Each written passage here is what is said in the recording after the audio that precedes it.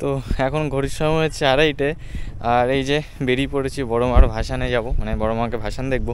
এই নিয়ে আমার সেকেন্ড টাইম, একবার দেখেছিলাম আমি এর আগে, তো আজকে আবার একবার যাব। আর আমার সাথে যে আছে পিকু, এই আর আমি আজকে যাচ্ছি বড় মার ভাসানতে। যাই না ভেতরে ঢুকতে পারবো কিনা, তবে চলো গিয়ে দেখছি কীরকম কী আপডেট আছে, সবই তোমাদের জানাচ্ছি। চলো। আমরা অনেক আশা নিয়ে বাড়ি থেকে বেরিয়ে পড়েছিলাম শুধু একটাই কারণে, বড় মাকে সামনে থেকে দু চোখ ভরে শেষবারের মতো দেখবার জন্য। আমরা রাস্তা দিয়ে যেতে থাকি আর ভাবতে থাকি কোন রাস্তা দিয়ে গেলে বড় মার কাছে যেতে পারবো, কারণ এত বেলাতে সব রাস্তা বন্ধ করে দেওয়ার কথা ছিল প্রশাসন থেকে। ঠিক সেইটাই আমাদের সাথে হয়েছিল। আমরা পৌঁছে তো গেছিলাম, কিন্তু দেখলাম বড় মার কাছে যাওয়ার জন্য একটিও রাস্তা খোলা নেই। কোনো রকমে আমরা অরবিন্দ রোড অব্দি গিয়ে পৌঁছালাম, আর ভিড়ের পরিমাণ এতটাই ছিল যে আমরা তার থেকে বেশি এগোতেই পারছিলাম না। তারপরে যা হলো সেটা তোমরাই দেখে নাও।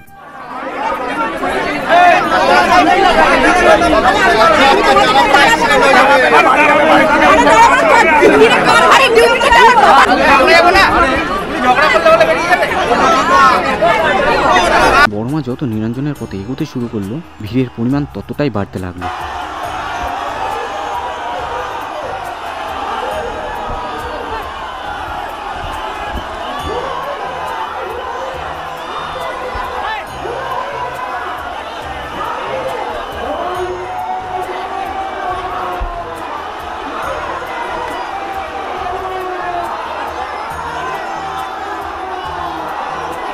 অবশেষে আসলো সেই মুহূর্ত যখন বড় মা আমাদের সামনে।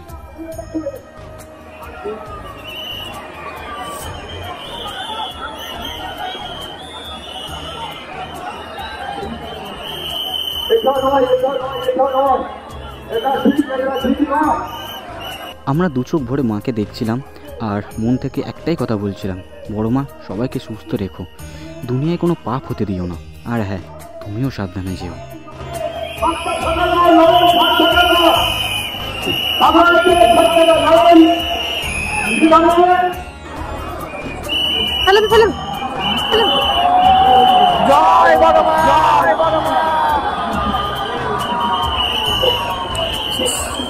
আবার একটা বছর তোমার অপেক্ষায় থাকবো, তোমার অপেক্ষায় থাকবে পুরো নৈহাটিবাসী তথা পুরো দেশবাসী।